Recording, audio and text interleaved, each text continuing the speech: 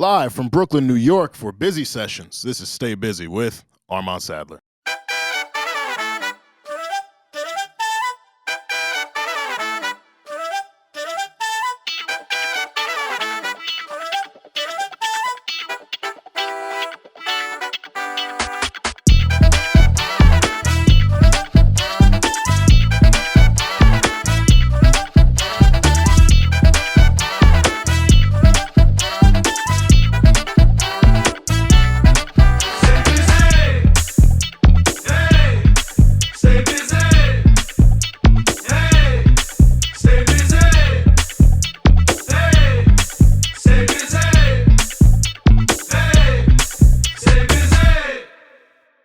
Ladies and gentlemen, welcome to Stay Busy with Armon Sadler, where we have responsible discussions on the music business and the music culture. I'm here for a busy session, a summer busy session. You know, we broke for the summer, but we came back. You know, we gave you the Coast Contra interview. We gave you the Honestly Nevermind review. And my guy let me know that he was going to be here in New York, so I had to bring him through. But first, you know me, Armon Sadler, head honcho, vegan chorizo poppy, founder of Bald Nigga Ballers. I got my above knee shorts on because this is what we doing in the summer, ladies. Let him wear his above knee shorts. It's okay. He's still yours. If you can fight, it really shouldn't matter what your man is wearing. If you can fight, it shouldn't matter. If anyone gonna pull up on him, just handle your business. But aside from my clownery, I have with me a super talented dude. I had the pleasure of meeting him last summer, where I gave him an infamous drunk Armon, yo, you that nigga speech. He's here in Brooklyn, New York, representing Cleveland, Ohio. His debut album, Burgundy, dropped in 2020, which is highlighted by My Type featuring Baby Tate and Trust featuring Freshie. The deluxe Red Edition came out in 2021, along with his EP, Rememory. This series giving us the Chasing Love 2-pack, DreamWorks featuring Todd Zach Jr., Real and Good God. He's got shape-shifting vocals, very, very musical production, a sharp pen, and he's a humble dude, maybe a little more humble than he needs to be.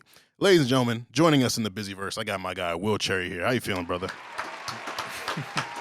Thank you so much. I really appreciate it. That's like the most incredible intro I've ever received in my time. I do what I can for the people. For sure. You know what I'm saying? If we're not going to celebrate our brothers, who is? Who is? Respect it. I appreciate it. How you feeling?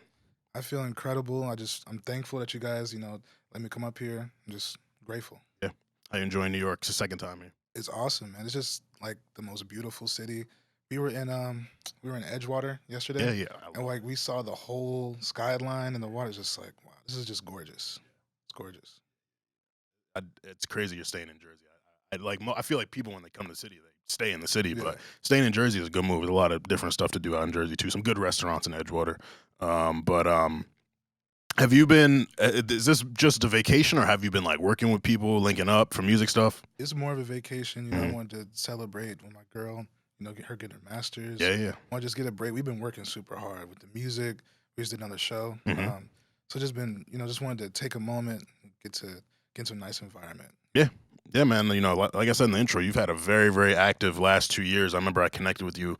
Maybe it was like 2018, 2019. You sent me some of your music then. I was like, oh, this guy's dope. Like I can't wait till he drops. You've been like taking your time with it. But let's go to the beginning. Young Will Cherry. What were you doing at 5 years old? Like where were you, and how did you find your way to music? Yeah, 5 years old. I wasn't even thinking about music yet, Mhm. but maybe around 7 I was. That's when I picked my first stage name, Mhm. Will C. And from that age, I decided I looked up to Will Smith a lot, Mm. so I knew I wanted to make movies and I wanted to make music. Like it was just a tandem thing, and from there I just started. The first thing I started doing was making beats. Then eventually started writing lyrics, Mhm. started making songs, and it was just like a slow process. And then really once I got into my adulthood, that's when I really started to find my voice, find what I wanted to talk about, and find my purpose with music. Mm. And same with like screenwriting too. I'm still in that process of like figuring out what I want to say. So this has been like a long process that started in childhood for sure. Mhm. Yeah. What would you say? You said you found your purpose in music. Well, what is that? My purpose is to give people joy, Mm. for sure. And I feel like that's like the perfect way to put it because, joy can come from feeling like you can relate to somebody. Mhm. Joy can come from, happiness, just happy, upbeat music, good vibes. Like I don't put any negative imagery in my stuff Mhm. at all. I just want to be like the light, Mm. That's what I really want to focus on. And my music, like the styles, like in the Chasing Love I just put out, there's a house song in it. So it's like I want to make people dance. Yeah. I want to make people feel everything, all the moods of life, but I want to be the light at the end of the tunnel for sure. Yeah. I don't want you to I don't want you to stick in that bad mood Mhm. for sure. And being from Cleveland, you know, they're obviously like Kid Cudi is probably the biggest artist to come out of Cleveland. If I'm wrong, correct me. I could be off.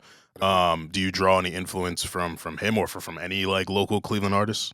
Yeah, for sure. Cudi, Bone Thugs has influenced me, like not a ton, but for sure it's there. I had a song on my last project called "Creep," and the hook was "I've been creeping on the come up." I'm referencing them, so Mm. it definitely inspired me. Local artists too, like guys like Tay Miles. There's a lot of local artists that I really love because we have like a dope local scene. Mhm. It's like a lot of camaraderie, a lot of love. We do a lot of shows together, so definitely like the local scene has inspired me to want to just keep pushing it. Mhm. Sure. I've never been to Cleveland. Really, the only thing I've heard about is that it's super cold. Yeah, it does get very Obviously, I know cold. the Cavs and the Indians. They have a different name now, right? Cleveland Guardians, Yeah, Guardians. Yeah. Cleveland Browns. But I don't really know much about Cleveland. So talk about like the area that you grew up in Yeah. and how that kind of influences you. I grew up in a town called Elyria, like Mhm. about 25 miles west of the city of Cleveland, downtown Cleveland. Um, I would say Cleveland is just like a really dope city because it has its own culture. I feel like sometimes as Clevelanders we don't appreciate the culture that we have. Mm. Like we have like a lot of dope designers, a lot of dope musicians, a lot of dope art, a lot of dope food. Like we have our own culture, we have our own slang, like all Mm. types of stuff. Like it's a really dope place. It does get very cold. It can get very hot too. So it's Mhm. like, it runs the gamut. But yeah, it's just like it's a dope place that I feel like is it's a place where it's a lot of inspiration for me, for sure. Like sometimes I just take a drive and just get inspiration looking around, just feeling the town, like and even the like suburbs around it too. I just always feel inspired. I feel good going downtown too. Is that an area where you gotta have a car, or like is public transit reliable? Well, in the city of Cleveland, yeah, Mhm. they have public transportation. In my town, we don't. Elyria, we don't have any. So you gotta have a car, or you gotta pay the Uber, which is it adds up. Yeah, I know Yeah, my Uber bill is crazy. right. But let's get into the music, man. So debut album Burgundy in 2020. Yes. What was the inspiration behind titling that, and just like, well, what did it mean to reach that moment where you can put out your debut project? Well, the inspiration was really just dealing with grief. Mm. My life just had like a lot of losses up until now, still, and I feel like sometimes with people in general, but especially with me, I wasn't able to, really process everything, Mm. especially coming up young, losing like I lost my dad at 11. So when that happened, I didn't really have the tools to process it. So Burgundy in itself is like referring to blood when it's dried, when it's no longer fresh. How do we feel now? Because like when you lose people in the moment, everybody's there for you, surrounding you, but everybody has to get back to the life, and you're still left with the grief. So I wanted to make an album that talked about, the process of me going through everything, processing it, and the outlook on how things shape my life. And it wasn't just grief through death; it was grief through relationships, everything. Just the process of life, having to adjust for change. Hmm. So yeah, How'd you connect with Baby Tate for My Type? Baby Tate, we followed each other for like probably since like 2015, and she's from Atlanta. And there's another artist I know who's actually up here now named No Gum Hundo. He's a rapper, and just through working with him, being cool with him, I was able to find her music. So linked up with her. Just a big fan of her from early, early, early. So we just always talk, would be cool. And eventually I was like, yo, I got this song. Like I think you'd be good on it. And she was like, sure, I'll do it. And she did the song and she murdered the song. Hmm. And she did the verse maybe like 2018. And I sat on it for a couple years because I was like, I cannot waste this song. And I'm glad that, it came out when it did. But she's just an incredible artist. And the thing too is like, by the time we were putting the song out, she was already lit. Yeah. Like she had the song Stupid that like Mhm. went crazy on TikTok. And she had the situation with Issa Rae. So they could have blocked that song from coming out if she wasn't like put it out. Like she was cool with it, and then she Mhm. supported it, and I always respect her. She's like she's definitely the first artist who got lit and showed me love and Mhm. was cool. And like people talk about how the industry gets weird and people get, but she was not like that at all. I always respect her. It's good, man. Love those down to earth people. Yeah, for sure. My favorite song on the project is probably Etta. Mhm. What's your favorite on Burgundy? Um, it might be trust, but I think the only reason why it's trust. When my music, I produce my music, Yep. write it, mix it, everything, and I become sort of like a perfectionist. So a lot of those songs on the album are kind of older, Mhm. so I didn't have like the ability to deliver it how I would deliver it now. That was the newest song on the album. So it's really just like I like my vocals the most on that song. But as far as like quality of song, probably like Vancouver or Wine or something like that. Those songs that have like the dynamics that I really love, like where we switch the beat, we get into different flows, we get into different subject matter. Probably those. Mhm. Yeah. So being a perfectionist, being the person who writes, performs, produces, mixes, do you ever kind of get into that mode where it's tough to do all those things and you find yourself sitting on music? Or like you mentioned, some of the songs on Burgundy are a little older. Like, do you feel like because you handle every single aspect of it, does that kind of make your process take a little longer than maybe another artist who just steps in, raps, and then, someone else mixes, someone else masters all that? I think with that album, Burgundy for sure. Hmm. Like because when I was making the album, I was growing as a person and as an artist at once. Like I feel like when I started making the album, I wasn't good at making music. Mm. But by the time I finished it, I figured it out. I figured out who I wanted to be. So that definitely with this project I'm working on now, it's just been like really just fine tuning it. But there's definitely times where like songs get slowed down, the release of them gets slowed down. Hmm. I just can't feel it. Like the song I put out recently was with Chasing Love, the second song, Love. My girlfriend, she wanted me to put that song out and she wanted to be on the album. I was like, man, the groove on these drums, I cannot figure it out. Hmm. And then I had to go back to it over and over and over. I had homies try stuff to it and nothing ever felt right. Till eventually I just found the perfect loop, Hmm. added drums to it, built around it, and then it came together. And now like algorithmically, that's probably like doing the best out of my songs. And I just had to sometimes it just takes time to Hmm. get to where you like really love it. Cause I feel like if you don't feel it, if you don't feel like you love it, it's not worth putting it out. Cause you're gonna regret it. Yeah. Yeah. You can kind of tell when like an artist is just putting something out rather Yeah. than like really connecting with the music, For sure. really putting themselves into it. And as a consumer, that gets frustrating. Like when you know how talented someone is and you know what something could be, and then you get some filler, some throwaways, like Yeah. that's whack. So I appreciate Absolutely. appreciate hearing that. How do you feel like you grew from Burgundy to Rememory?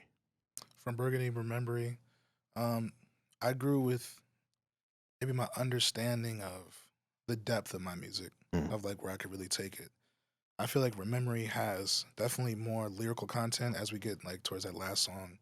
Like it's more like straight up storytelling. I tell this story on the last track about, my process of literally like my dad passing away and before my dad passed away, my grandfather passing away and watching things change, like cars getting sold so we can take care of the funeral. Like and being in like I was talking about just the places I was in, I was feeling, I feel like I got more descriptive. Like I feel like Burgundy, the album maybe doesn't tap into the subject as much as it should. So with that project, I was really able to just develop more.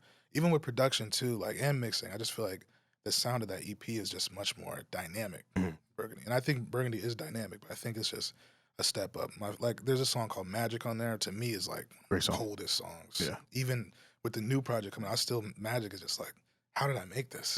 Like I feel like that about it because it's just like that song. It just thumps, Yeah. and I'm really proud of that. Like I'm just proud of the progression, and I try to push myself. Like with the new Chasing Love, trying to make a house song for the first time and put it out.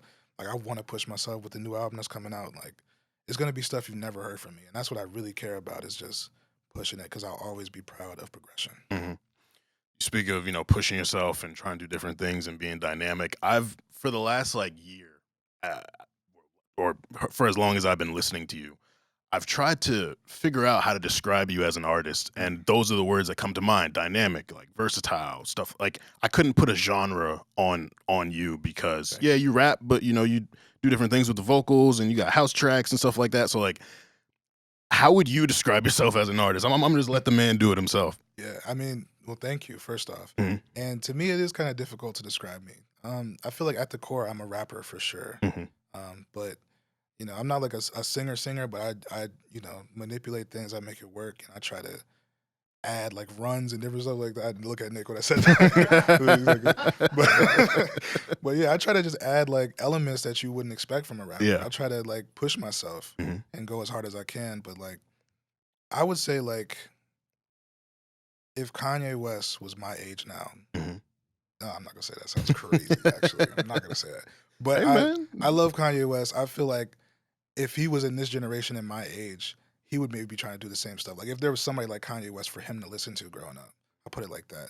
Hmm. Like it's just like one of my favorite Kanye albums is The Life of Pablo. Mhm. I feel like every Will Cherry album is sort of like that. Hmm. It's like the same sort of like we're gonna go into every place, but we're gonna try to make it all make sense together. Yeah.